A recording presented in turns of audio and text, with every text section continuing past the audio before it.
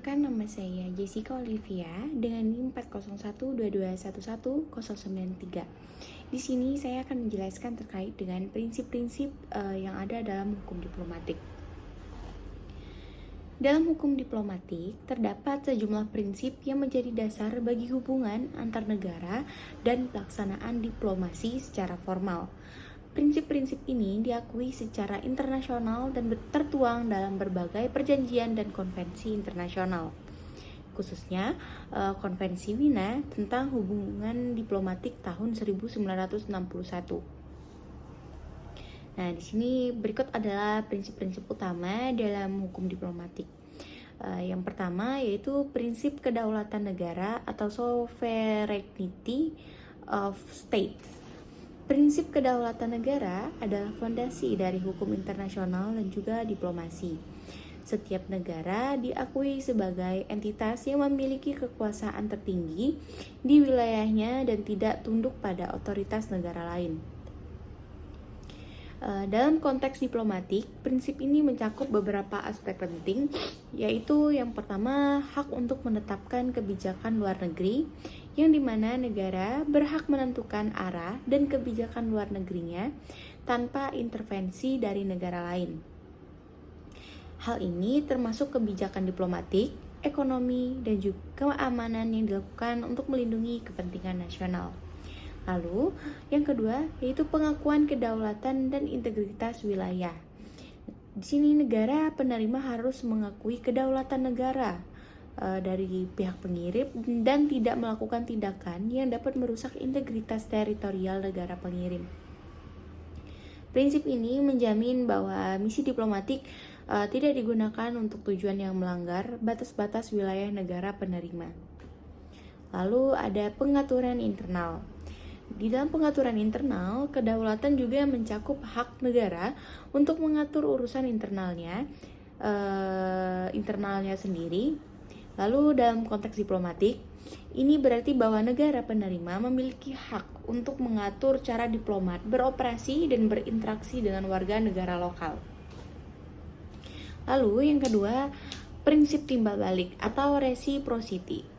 Prinsip timbal balik adalah prinsip dasar dalam diplomasi internasional yang memastikan bahwa perlakuan yang diberikan kepada diplomat negara lain oleh suatu negara harus dipertukarkan dengan perlakuan serupa dari negara asal diplomat tersebut.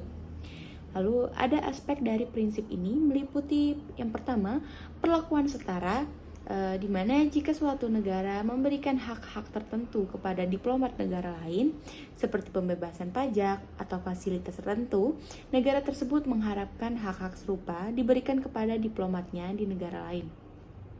Lalu ada perjanjian dan kesepakatan, yang dimana banyak aspek dari prinsip timbal balik diatur melalui perjanjian bilateral atau multilateral. Kesepakatan ini mengatur berbagai hak dan kewajiban diplomatik yang diharapkan saling menguntungkan.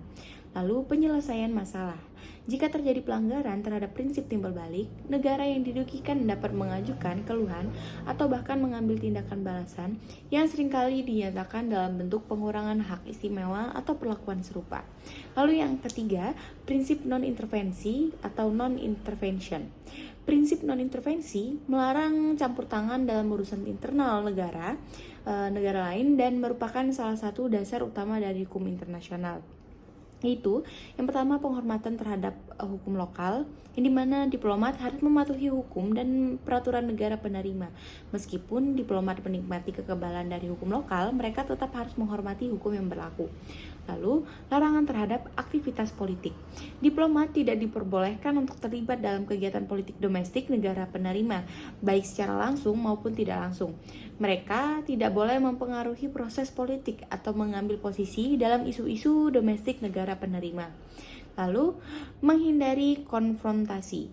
Dalam melakukan tugas diplomatik, diplomat harus menghindari tindakan atau pernyataan yang dapat dianggap sebagai provokasi atau intervensi terhadap kebijakan dalam negeri negara penerima.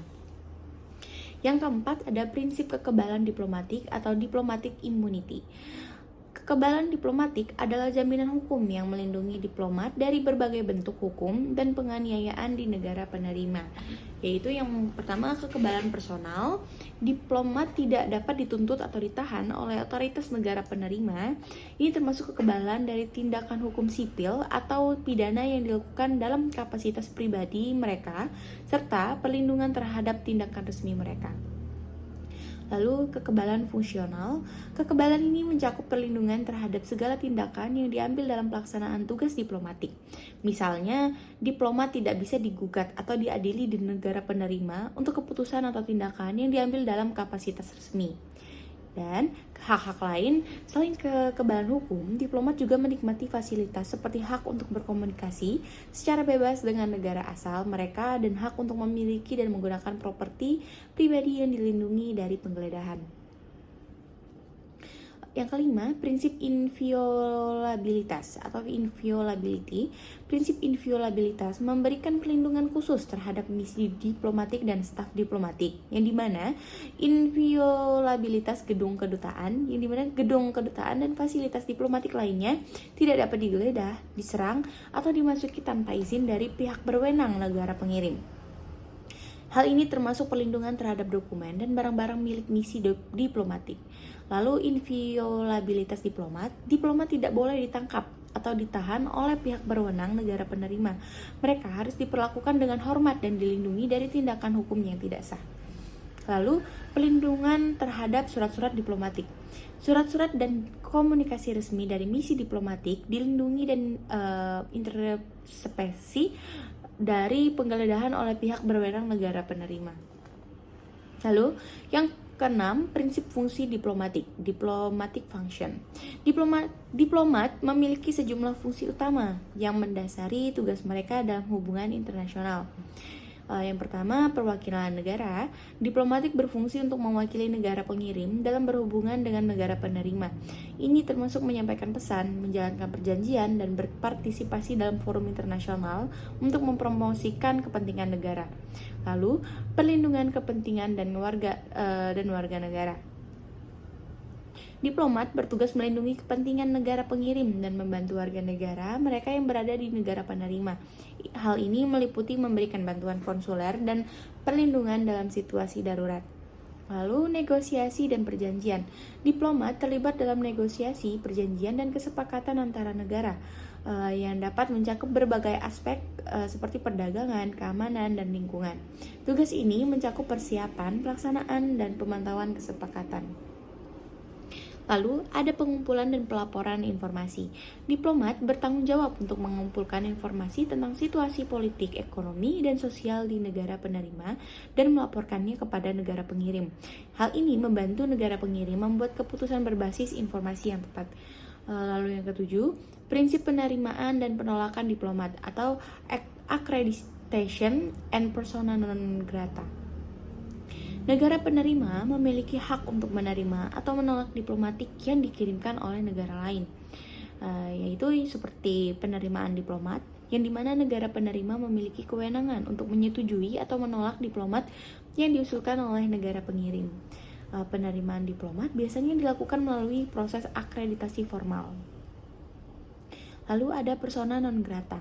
Negara penerima dapat menyatakan seorang diplomat sebagai persona non grata jika diplomat tersebut dianggap tidak diinginkan. Negara pengirim kemudian diharapkan untuk menarik diplomat tersebut dari negara penerima.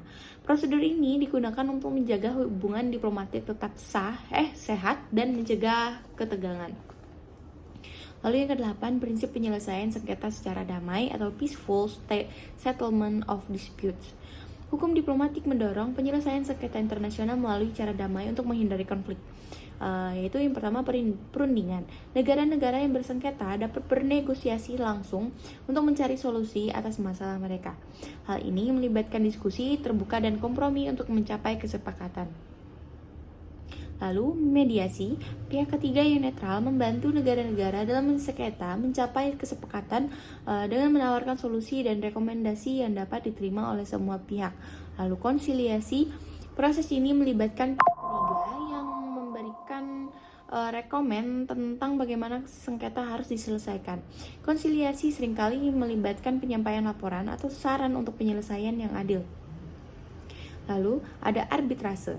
Dalam arbitrase, sengketa diserahkan kepada panel arbitrase yang memutuskan berdasarkan hukum dan fakta yang ada.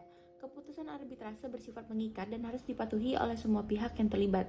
Lalu ada prinsip-prinsip ini bertujuan untuk memastikan bahwa hubungan diplomatik antar negara berjalan dengan lancar dan bahwa diplomat dapat menjalankan tugas mereka tanpa hambatan. Prinsip-prinsip ini juga berfungsi untuk menjaga keamanan dan stabilitas internasional, mencegah konflik dan mempromosikan kerjasama antara negara-negara. Sekian dari saya. Wassalamualaikum warahmatullahi wabarakatuh.